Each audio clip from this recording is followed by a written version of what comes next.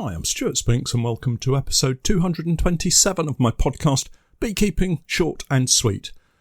What we do know in preparing our colonies for winter will have a direct impact on the bees, not necessarily before the end of the year, but more importantly, as we approach next spring. Work carried out now will reap its rewards, so don't delay.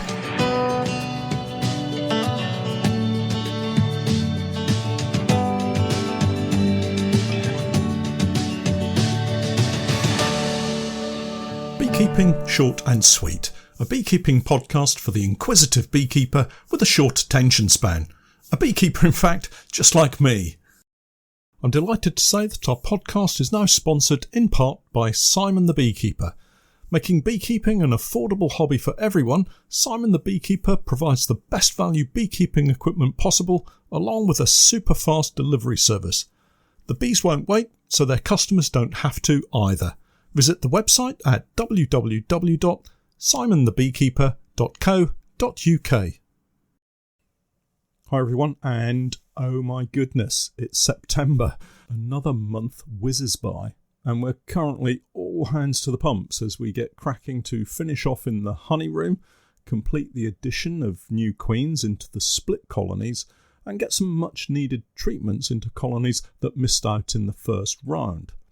It's also the end of another year for me. That's our financial year, so there's an amount of work I need to complete with that. Nothing major, but this year I need to make some adjustments to the way things are set up. So there's a certain amount of time required to make sure that I get that right to start off our new financial year as we mean to go on. The question of what accounting system I use came up in a conversation recently. There do seem to be many different companies out there, all vying for our business. Most seem to charge, but there are a few free-to-use packages with varying degrees of options and support. As you would expect, if it's free, it's going to be fairly basic. But what's not to like about keeping things simple? To answer the question, I use an online package called QuickFile. I've used it for a number of years now and just happened to stumble across it, but it does more than enough for my simple enterprise. It was initially free of charge, but as we've grown, so we've found we've had to eventually make a payment for additional services, but it's not a massive annual amount, just £45 plus VAT annually, which I don't think is too bad. I'll pop a link to their website in the podcast notes. Weather-wise, we're back to quite dry conditions again. Not much rain in the past week, some quite warm days to contend with once more, and what rain there was has dried up pretty quickly. The short-range forecast does have some showers scattered around in it, but I guess being showers, they're going to be quite localised and we may or may not see some rain. September is a month of continued preparation and consolidation for me. Treatments are well underway in most hives. As I said, we've missed a few, but those will get treatments in the next week.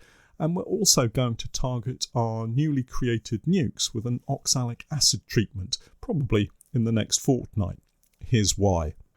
Oxalic acid treatments are really effective at combating the varroa mites that are exposed in the hive, but it can't get to those mites that are hidden in sealed cells.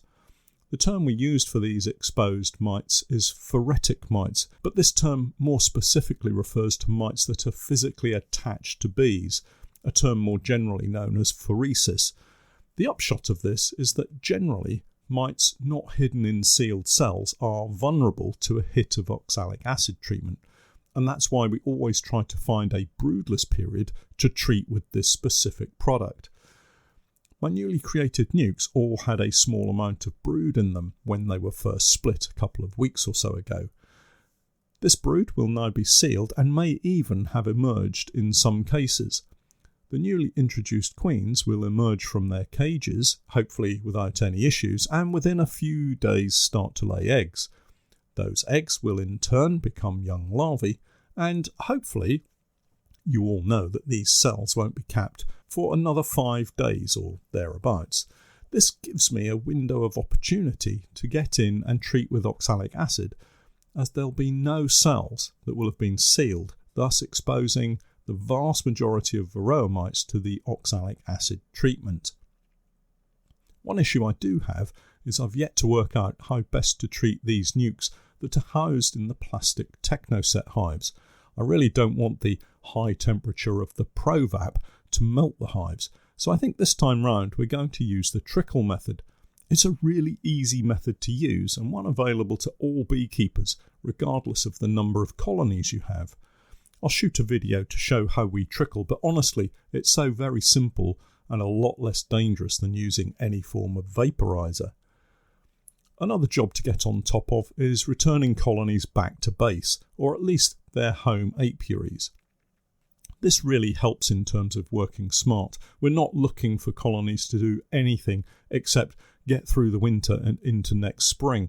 So the plan is to make it as simple for us to check in on them over those winter months and obviously keep the fuel costs as low as possible. We still have a few national and commercial colonies for sale. Once those are gone, we'll just be on the Langstroth-sized hives, a much needed change to the way we operate. So if anyone out there is looking for 5 or more colonies to add to their own setup, please do get in touch. My website contact page is the best place to go to send messages. Again, I'll leave a link in the podcast notes. A lot of what we're doing right now is focusing on settling the colonies down for winter. These jobs really fall into 3 headings: viability, food, and varroa. Viability really means 2 things. Are they queen right? And significantly, are they large enough to survive winter? Being queen right really means, do they have a queen that is laying fertilised eggs, and will she continue to do so through to next spring? If she's laying eggs but they turn out to be unfertilised, then she's what we term a drone layer, and laying any number of eggs isn't going to help you, and the colony is likely to be dead by Christmas. The other aspect of being viable for the winter is really a size issue, but that can vary dramatically, and so I wouldn't be too quick to unite smaller colonies. Rather, make a judgment on the hive they're in as much as the size of the brood nest and number of bees. We have, in the past, moved smaller colonies from full-size hives into nuke boxes, and that's worked really well in giving them the right space to keep warm and survive over winter, where they may well have died out if left in a large hive with cold winds blowing around them week on week. Inevitably, some colonies will need uniting. Making that call will come with experience, but I would rather unite than not and take the risk that they may die out. This works well, especially if you have an older queen in one colony and a younger queen in the other. Get rid of the older queen. The younger queen will generally continue to lay longer into the autumn months and build up a stronger cluster of bees to get them through. I've got it wrong more times than I'd care to admit, trying to nurse small colonies through. So do have a look at what you have and make a call. See how they turn out and put it down to experience either way.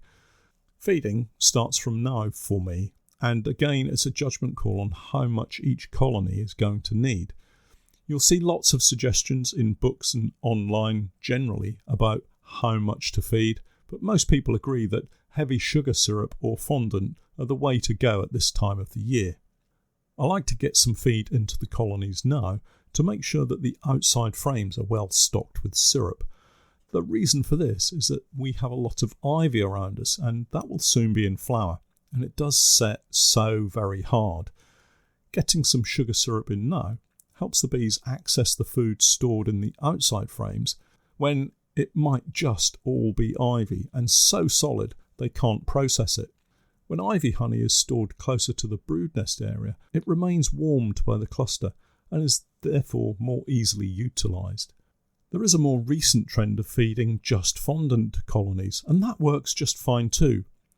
Just remember, if you do feed a big block of fondant, a very warm autumn day might well see it soften to the point that it starts to drip into and through the brood nest area.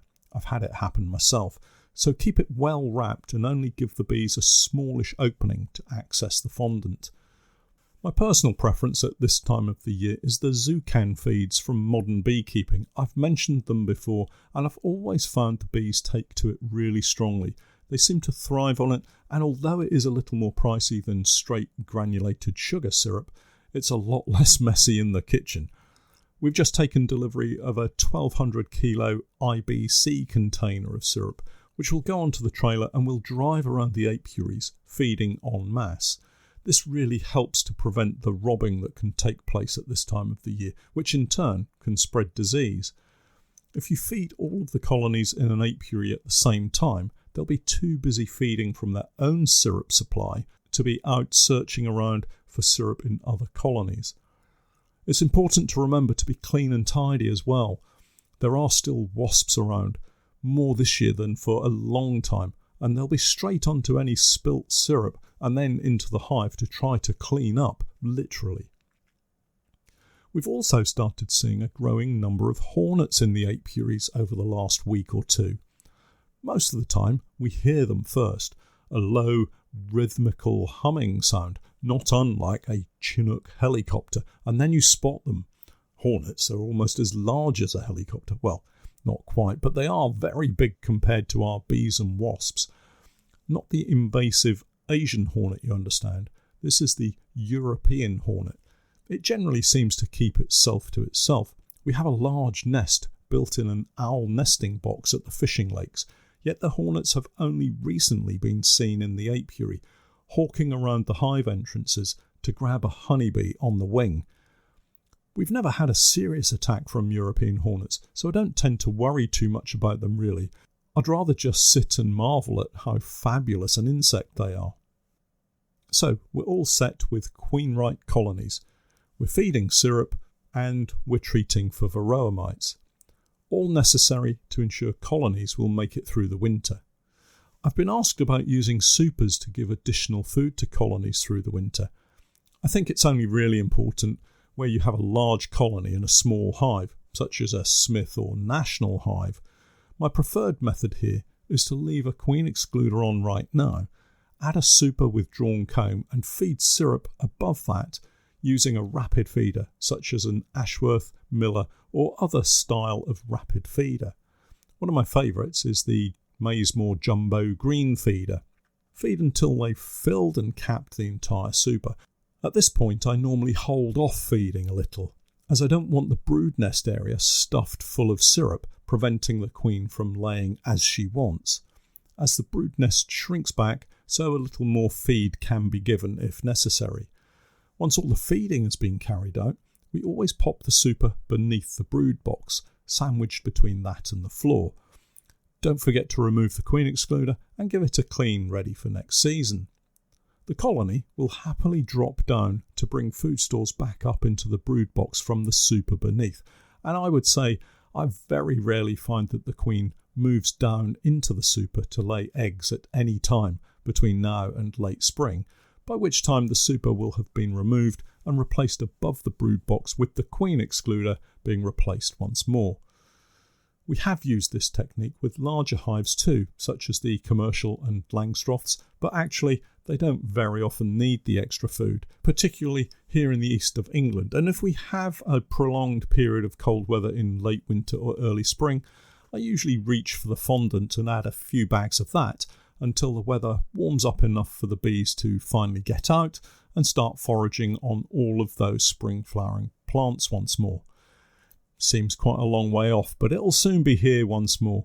Finally this week, and if you've not yet taken a look at our support groups, check out the Facebook group, Stewart's Beekeeping Basics. We have a lot of experienced beekeepers in the group willing to offer help and advice to you if you've just started out on your beekeeping journey.